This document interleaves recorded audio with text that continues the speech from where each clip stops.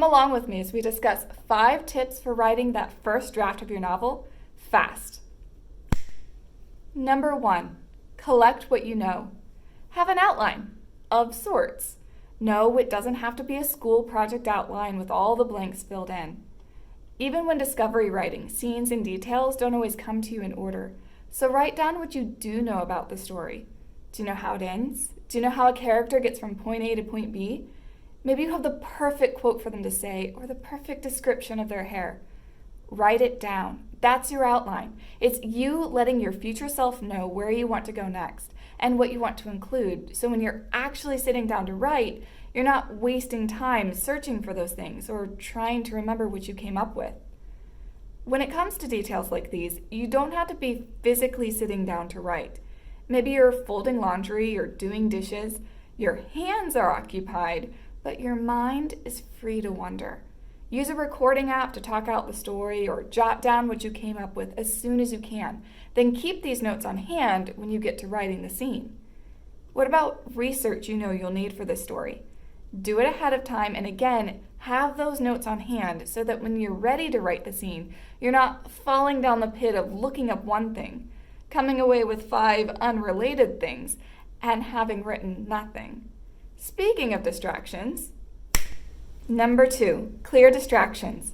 In life, there are things beyond our control, but take control of what you can. Find a space that you feel comfortable writing in, where you have control over the things that you know will distract you. For example, is there a sock on the floor of your writing space? And inevitably, when you're trying to think of what this character should say next, your mind gravitates toward that sock. I should really pick that up. I should pick that up. Until eventually you do, and then you see something else that you should really do. Then before you know it, the time you had set aside for writing is over, and all you have to show for it is a dozen small chores. So get all these symbolic socks out of the way first. Now, you have your notes on hand, a blank page in front of you, the atmosphere you need, and your space clear of distractions. And your friend calls. Let others know this is your writing time and how important this goal is to you. Now you're actually writing, and you get stuck looking for the perfect word. Oh, you know you want a word that means big, but big isn't the right one. Neither is massive, ginormous, gargantuan, or any of the others you've tried. When this happens, tell your inner editor this. I don't need the perfect word on the first draft. Even if I find the perfect word, when I get to the second draft, it might not still fit. In a first draft, all you need is the meaning. So write big and move on. Sometimes you don't even have the exact meaning. You just know that you need to have an adjective here or a snarky comeback there, and it's just not coming to you at the moment. Put what you know. Write adjective in brackets or describe or snarky comeback. Maybe later when your hands are occupied and your mind's not, wander in that direction and it might come to you. Now, sometimes you have to backread a little bit to get a character's voice back in your head and find your flow, but don't constantly stop during your writing time to read what you just wrote.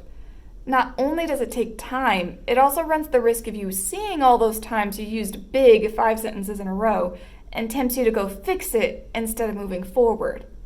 One thing that can help with this, number 3, set small goals that add up. Say your goal is the traditional NaNoWriMo goal of 50,000 words in 30 days. Great! However, you have to wait 30 days or until you pounded out 50,000 words in order to have the euphoria of having accomplished it. So, in addition to that, break the big goal down into smaller goals. To get 50,000 words in a month, that's about 1,700 words each day.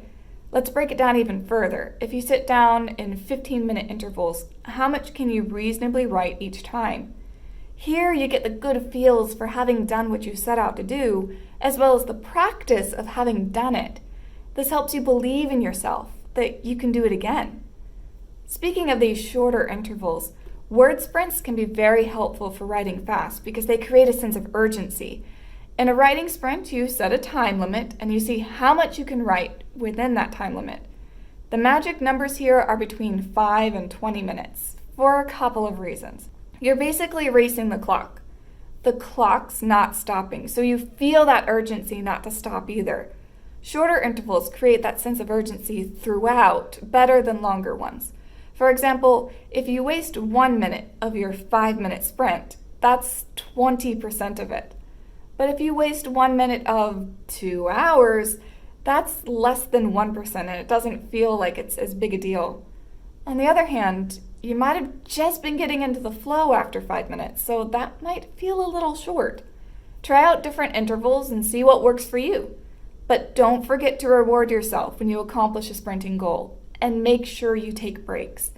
That sense of urgency created by the sprints can really exhaust your brain. Number 4, keep the magic alive.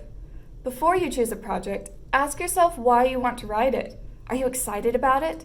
Will that excitement carry you through all the way to the end? Personally, I get so many story ideas that it would be impossible for me to write them all. So to choose, I wait. There's usually a line anyway, but the ones I choose next are the ones that didn't go away. They stayed, and they grew like virulent weeds. And by the time it was that story's turn, I already knew a significant amount about it. It's like there's a series of tests that a story has to pass for me to actually pick it. 1, it has to last long enough for me to want to write the idea down. 2, it has to last long enough for me to add to my notes on the original idea. And 3, it has to last long enough for me to still be thinking about it with interest when I'm looking for my next project. Another tip for keeping the magic alive is to not stop at a good stopping point at the end of a sprint or writing session. Leave yourself on a cliffhanger where you know what happens next and you're excited to write it. That will motivate you to come back to the project and help you fly out of the gate at your next writing session because you already know where you're going. But don't burn yourself out. Forcing yourself to write when it's just not coming makes it a chore, and chores gobble the fun right out of it. And while all this creativity is pouring out of you during your writing sessions, make sure to refuel too in between times. Read or listen to a book, play a game, watch a movie, laugh with friends, which leads directly into number 5, keep it fun. Ask yourself, why do you write? Whatever the answer is, write it down.